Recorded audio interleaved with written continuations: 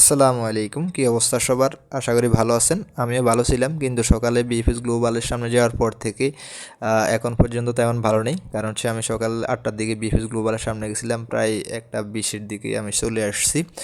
তো ওইখানে হচ্ছে মানুষের কী পরিমাণ আর্তনাদ অ্যান্ড মানুষ হচ্ছে কী পরিমাণ খারাপ অবস্থায় আছে, এটা আপনি বিএফএস গ্লোবালের সামনে না যাইলে বুঝবেন না, বুঝছেন? মানুষ কী পরিমাণ খারাপ পরিস্থিতিতে আছে।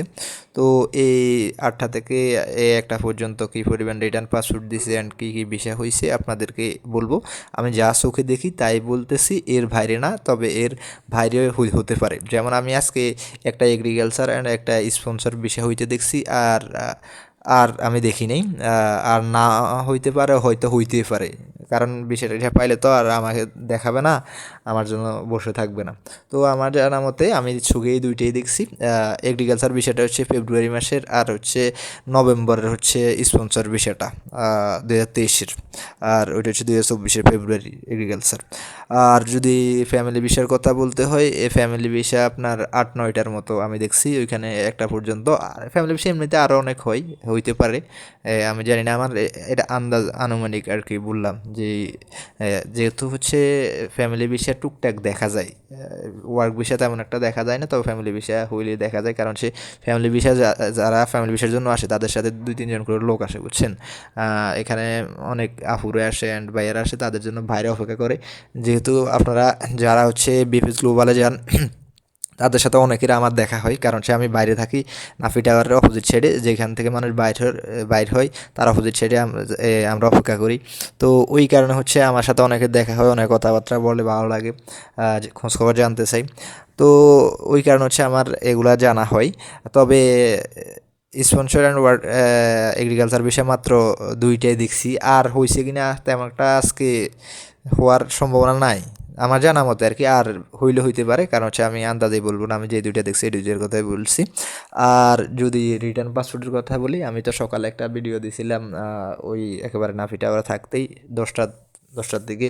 তো ওইখানে আমি বলছিলাম যে ইয়া ওই টাইম হচ্ছে 350-400-এর মতো মানুষ ছিল, তার মানে হচ্ছে আপনার 600-700-এর মতো ডেলিভারি হইতে পারে। কিন্তু পরবর্তী দেখা গেল মনে হয় যেন এটা আরও বেশি হবে, 650 বা 700 এরকম হবে মনে হইতেছে।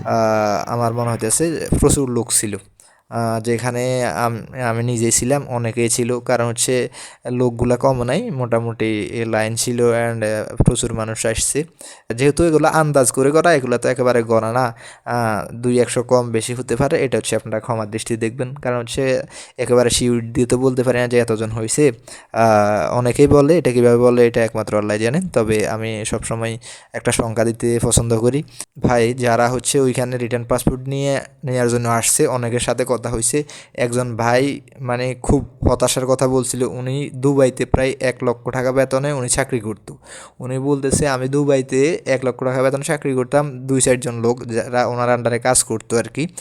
উনি নাকি 20-25 জন লোক বাংলাদেশ থেকে নিছেও, ওদেরকে খাওয়াইতো দাওয়াইতো অ্যান্ড হচ্ছে খুব ভালো অবস্থানে ছিল। যারা একটু খারাপ অবস্থায় থাকতো তাদেরকে জব ব্যবস্থা করে দিত। এখন তিনি ইতালি যাওয়ার জন্য বাংলাদেশে চলে আসছে 1 বছর। তিনি এতটাই দুঃখ প্রকাশ করছে যে বলতেছে একটা ভালো প্যান্ট একটা শার্ট পরতে পারতেছি না। যেখানে আমি 5-6-7 জন মানুষকে আমি কন্টিনিউ খাওয়াইতাম, অনেকজনের কাজের ব্যবস্থা করে দিতাম, অ্যান্ড অনেকজন লোককে বাংলাদেশ থেকে দুবাইতে নিয়েছি, জব ব্যবস্থা করে দিছি। আর এখন আমি হচ্ছে দুইটা ভালো শার্টও পরতে পারতেছি না।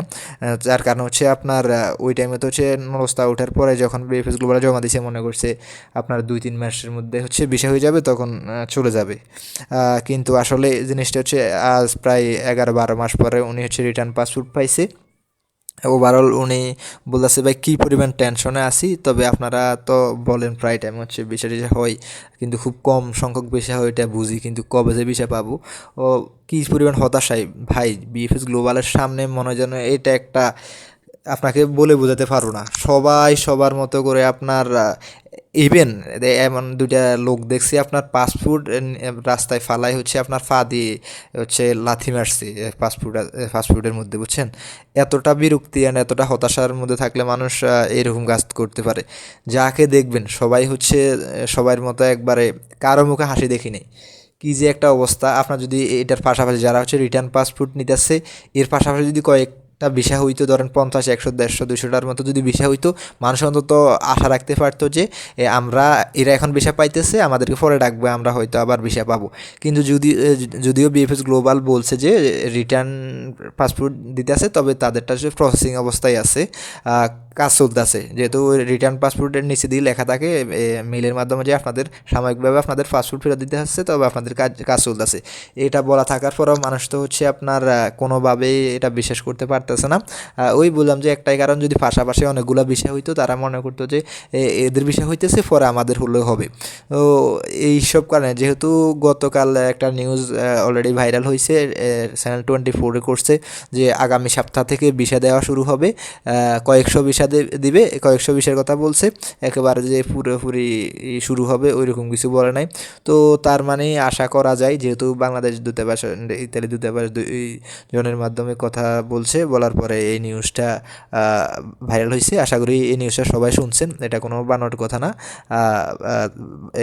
আপনারা আশা করি দেখছেন যে নিউজটা, যেটা হচ্ছে ভিসা আগামী সপ্তাহ থেকে দেবে বলছে।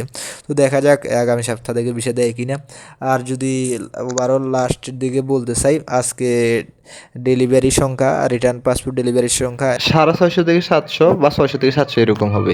আর একটা স্পন্সর, একটা এগ্রিকালচার, আর ফ্যামিলি ভিসা 9-10টা। ফ্যামিলি ভিসা আজকে যে 9-10টা আমার চোখে দেখা, আর এই 9-10টার মতো, ওইগুলো হচ্ছে আপনার 2023-এর কিছু আছে, নভেম্বর, ডিসেম্বর আর ফেব্রুয়ারি কিছু আছে। আমি এই 3টা মাসের, বিশেষ করে এই 3টা মাসের দেখছি। আর আরও অনেক হইতে পারে, ফ্যামিলি ভিসা হইতে পারে, অ্যান্ড হচ্ছে সবগুলো সিউরিটি দিয়ে বলা যায় না। কারণ হচ্ছে আপনার যখন ভিসা পাই, আপনার সামনে গিয়ে কি ভিডিও করা যায় বা তাদের সাথে কথা বলা যায়, এটা একেবারে খারাপ দেখায়। মানে ভিডিও দিতে করা যাইতেছে না। আপনার ঢাকা বিএফএস গ্লোবালে আজকে আমি লাইভে গেলাম, যে আমি খুব লুকাই লাইভে গেছি, আপনার কাউকে ভিডিও করতে দেয় না। পুলিশ এসে ঝামেলা করে। কালকে একজন ভাই ভিডিও করছিল নাকি, ওনাকে একেবারে ভিতরে নিয়ে গেছে, বিএফএস গ্লোবালের ভিতরে নিয়ে হচ্ছে ভিডিও ডিলিট করাইছে, অ্যান্ড অবশ্যই ছাড়িয়ে দিয়েছে। তবে ডিলিট করাইতে যাকে দেখে যে ভিডিও করতেছে, সবার ভিডিও ডিলিট করে নিতেছি। তার মানে ওভারঅল তারপরে আপনারা অনেকেই লাইভে যাওয়ার জন্য বলেন, ওই জন্য আমি শুধু আপনাদের কথা চিন্তা করে আমি লাইভে গেছি। মূল কথা হচ্ছে এইটাই, সবাই লাইভ দেখতে চাই, কারণ হচ্ছে বর্তমান পরিস্থিতি কী কেমন, এই জিনিস সবাই দেখতে চাই। তো ওভারঅল বলতে চাই, বিএফএস গ্লোবালের অবস্থা তেমন একটা ভালো না। কারণ হচ্ছে মানুষ প্রচুর টেনশনে থাকে, যেটা দেখতে আপনার ভালো লাগবে না যদি আপনি প্রকৃত একজন মানুষ হন। তো বলতেছি, আজকের ভিডিও আর বাড়াতে চাই না, আজকের ভিডিও এই পর্যন্ত। যদি ভিডিও ভালো লাগে, প্লিজ লাইক অ্যান্ড সাবস্ক্রাইব করে দিবেন।